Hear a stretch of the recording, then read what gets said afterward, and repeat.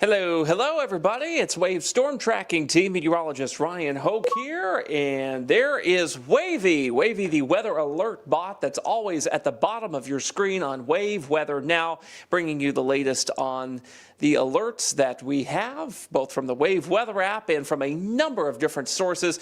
Really handy to have in times of active weather. All right, so why am I on this evening? It's all about the alert day that we have declared for tomorrow morning here. It is between 4 and 9 a.m. that we're pegging for the potential for heavy rain to snarl the morning commute. Are we talking about severe weather? No, we're not really talking about severe weather, but I looked at the data this evening and found that the rainfall rates during the time of the morning commute tomorrow morning are wholly unacceptable for folks to be having any sort of normal morning commute in. And of course, we all know how you have to take it slow, use your headlights and all that. But of course, crashes and accidents are going to be a thing that we likely deal with tomorrow morning.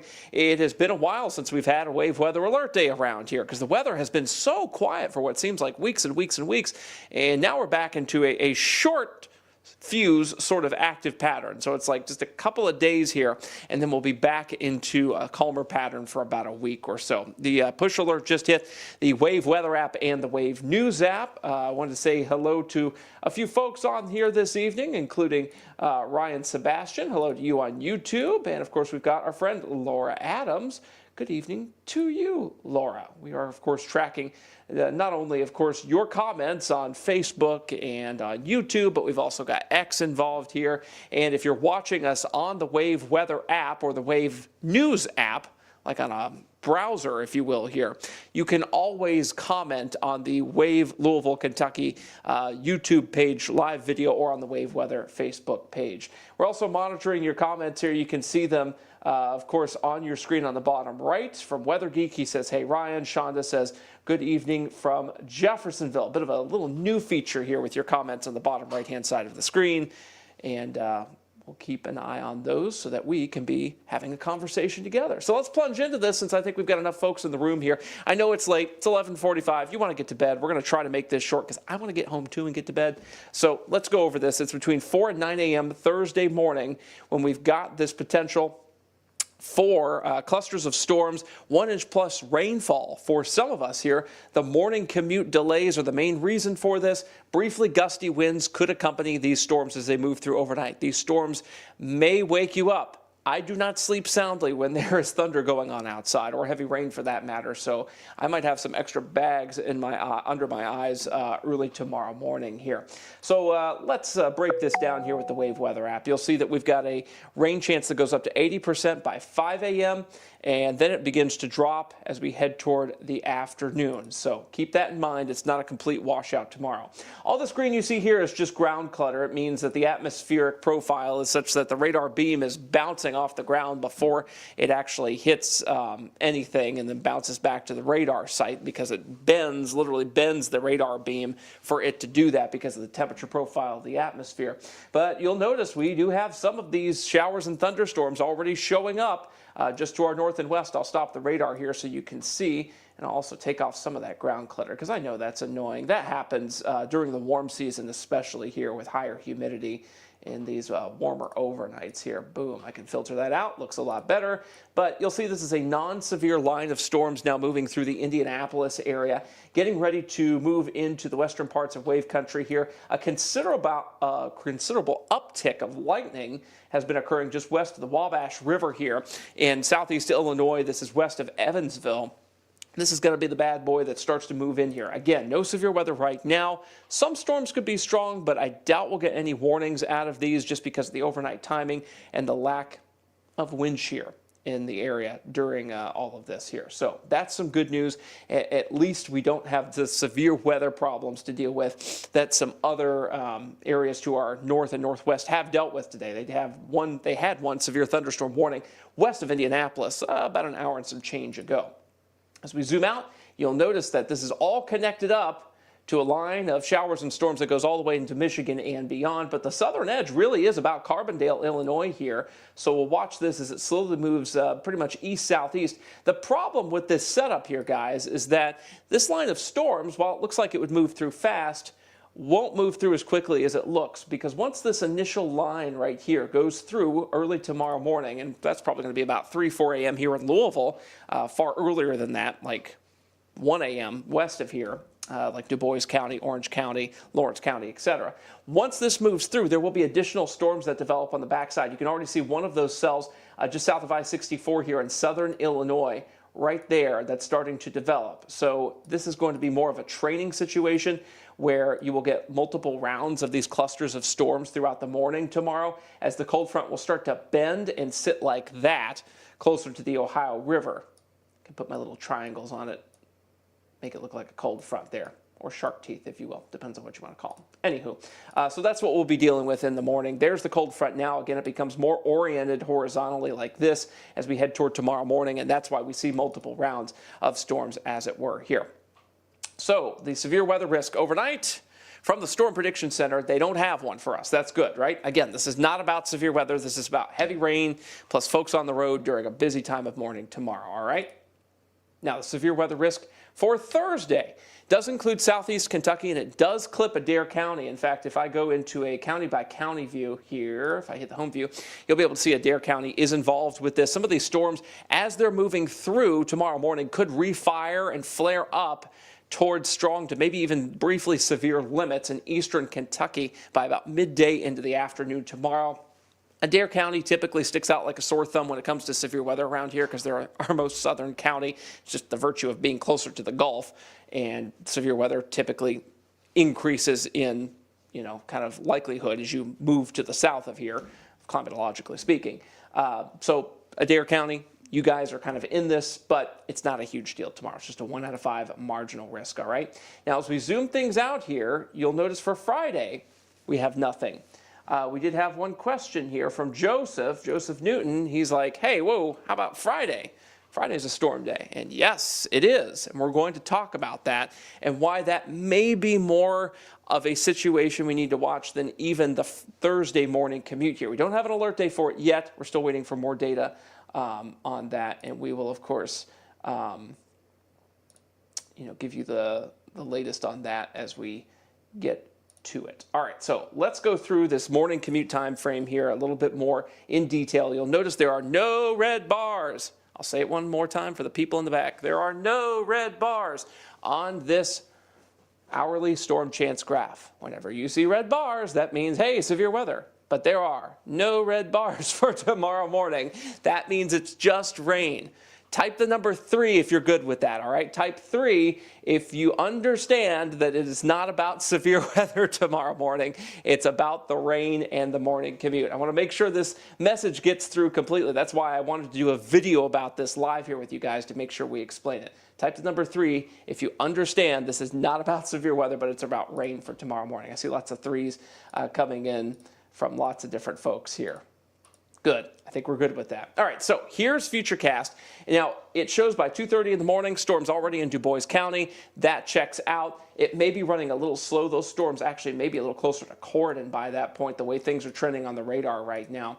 Notice by about 4 a.m., 4 a.m., I'd say maybe closer to 3 based on the radar trends, we'll have these storms here in Louisville. This may be the period that wakes you up. Again, it's 4 a.m. here. I'm going to change the color of my pen. That's been driving me nuts. I like my yellow, like classic 90s telestration yellow. Ah, much better. I can just see, my eyes see that yellow so much better. Anyway, but 4 a.m., that's the time frame. These storms will be about here, 3 to 4 a.m., and that's indeed when we'll start to pick up some heavy rain here in the metro. So this will pre-wetten the roads for the morning commute, which is a good thing because it will get the oil off the roads fast, because that first 15 minutes of rain is super dangerous because it mixes with the oils that are on the surface of a dry road and creates an even slicker environment. But with a heavy burst of rain initially, that'll help to sweep some of that away, and we'll see additional rounds of these storms going through 7, 8 o'clock in the morning. You see how that works here. In fact, let me back up Futurecast to about 8 so you can see what I'm talking about. Right about there. At 7 a.m. actually, and you'll see it's not just that initial line, but it puts additional downpours in our area, and that's the concern for tomorrow morning. And I just wanted to make sure that folks, understand that this is not going to be a light rain or a drizzle, but this is going to be some heavy rain at times. The HRRR model, what I'm showing you here, puts down about an inch or more of rain in Louisville with all this tomorrow morning. All of that in about a 3-4 hour period. Not the greatest, right? So that's why we've got the alert day. So you'll note that by 10 o'clock in the morning, most of the heavy stuff's out of here. We keep a few showers by about midday. The afternoon is dry. We'll see some sunlight before we finish things up for the day with the sunset. I talked about the rainfall total. There it is. 1.32 is what the HRRR model is trying to kind of put down at this point for Louisville.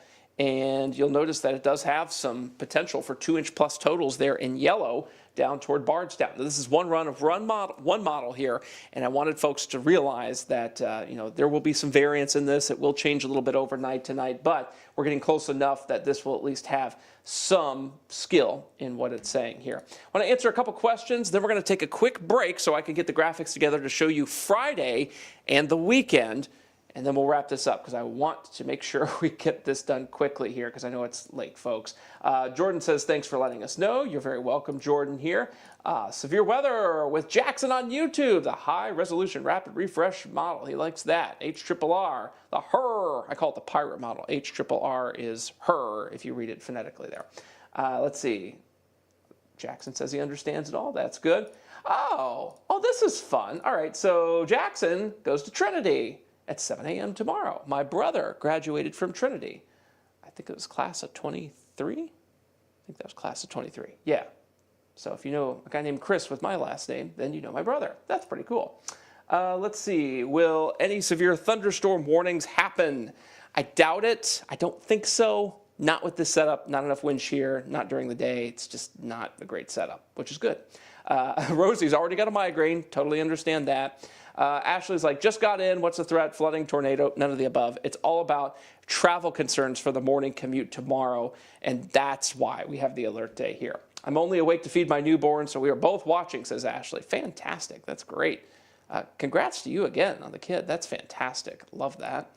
All right, let's go ahead and take a break.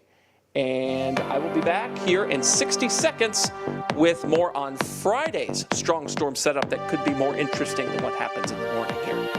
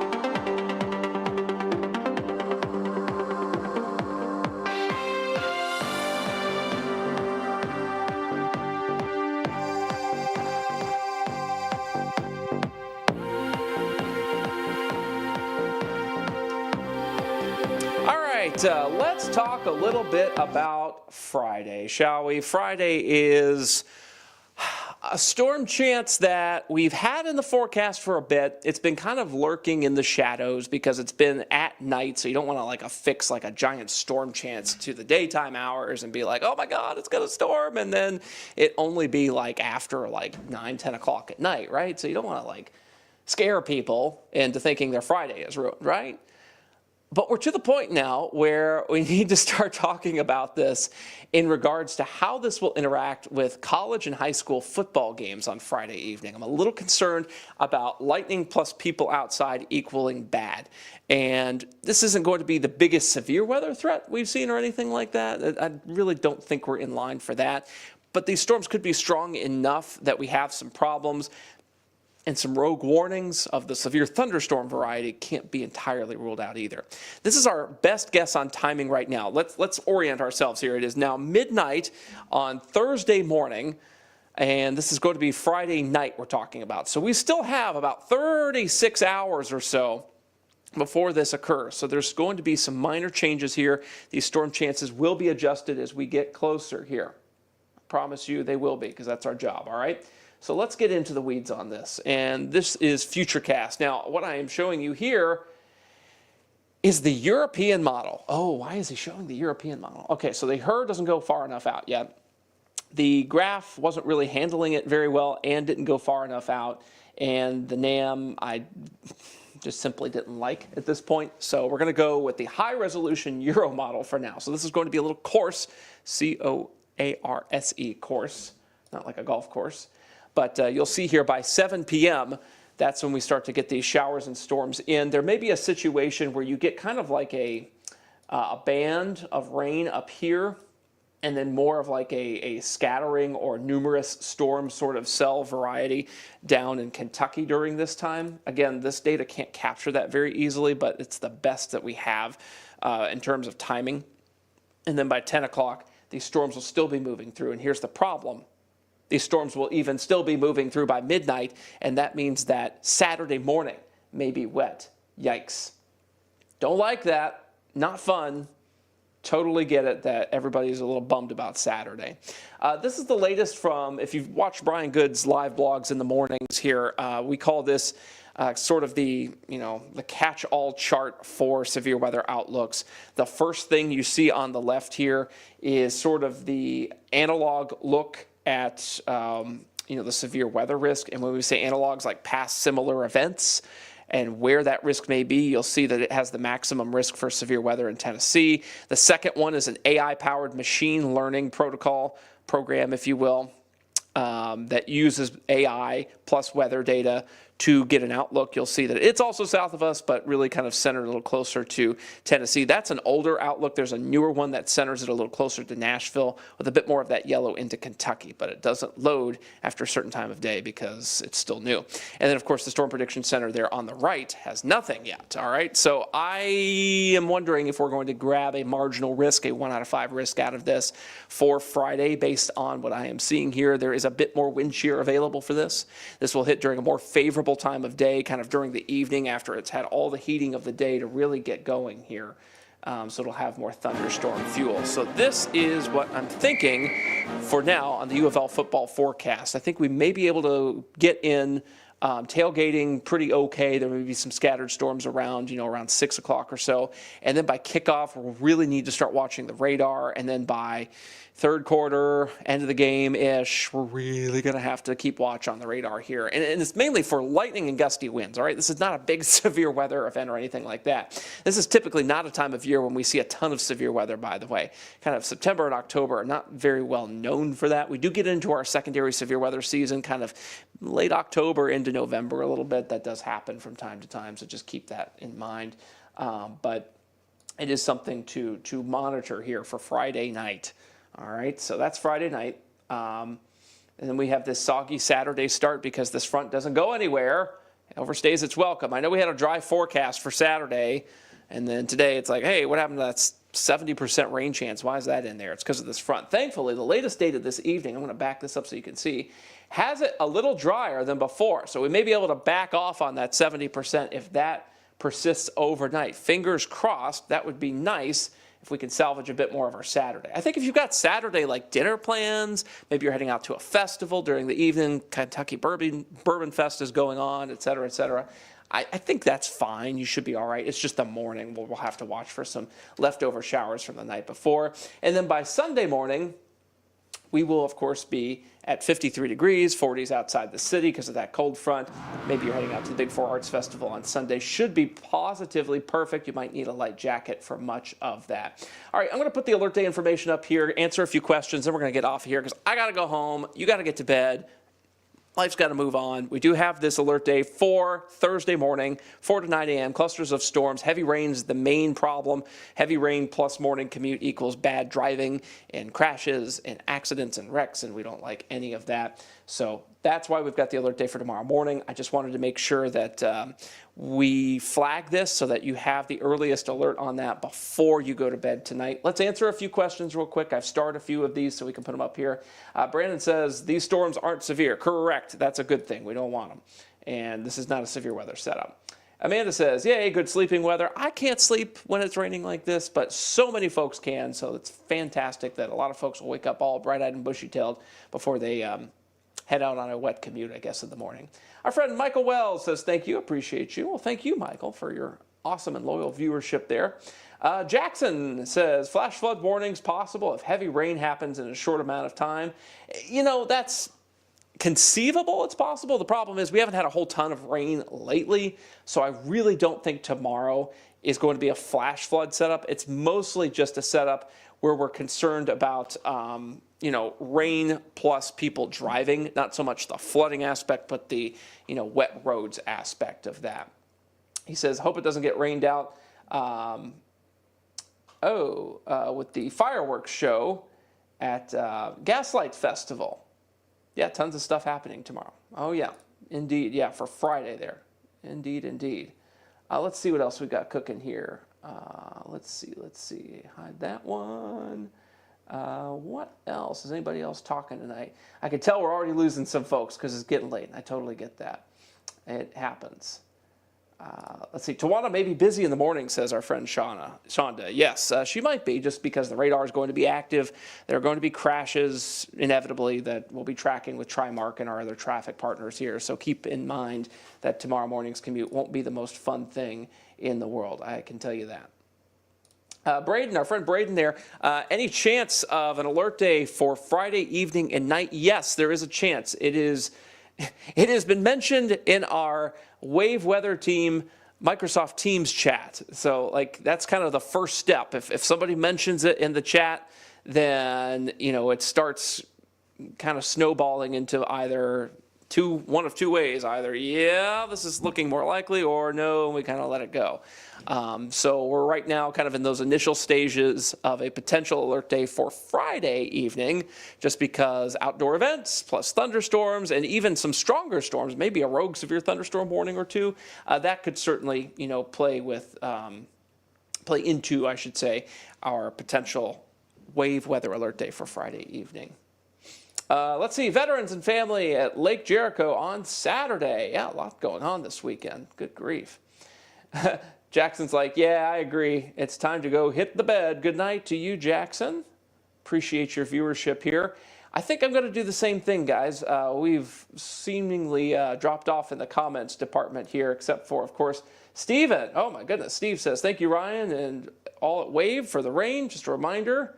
The full blood moon on September 7th. Okay. That's coming soon. Yes, indeed. Can you believe it? We're already this deep into September right now. It's already September 4th. All right, we're going to put this one to bed. You wake up with Tawana in the morning, sunrise at 4:30. You can live stream it.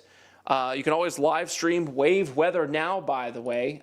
Wave Weather Now is Louisville's only 24/7 weather live stream here. In fact, it's been around for about 3.5 years now. We love it so much that we've given it its own dog. Yeah, that's Wavy the Weather Bot. If you don't know about Wavy the Weather Bot, it shows up at the bottom of the screen on Wave Weather Now when there's an alert for it to fetch for you. These are weather alerts. These are Wave Weather app alerts that we send out manually. These are power outages. These are earthquake and hurricane alerts. I've put so many things in there. I've kind of been the chief code designer for this, if you will, and the graphic guy too for this. But this is a concept we all came up with, and we've all been kind of, having some input here at the Wave Storm Tracking team for the last couple of months here. And tomorrow morning may be a morning when Wavy is fetching quite a bit of alerts for you. So we have been working hard on this product for you guys to have, so that when you're watching Wave Weather Now and the 24/7 weather graphics with this L bar, the blue L bar, you typically see it'll be red in the morning, obviously. You'll see those alerts popping up as they come in from the National Weather Service, us, or any one of those other sources. We've already seen the power outage numbers be very helpful this week with some of the little storms that we've had at times. All right, guys, that's it for now. That's my sermon about Wavy the Weather Bot, and I'm going to tell you all to go to bed. Have a fantastic evening, everybody, and we will see you back here on Wave News Sunrise starting at 4:30 a.m., and, of course, you can catch us anytime here on Wave Weather Now, Louisville's only 24/7 weather live stream.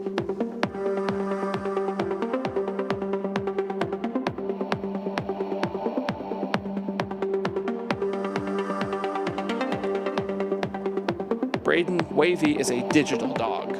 so he doesn't really have a dog breed.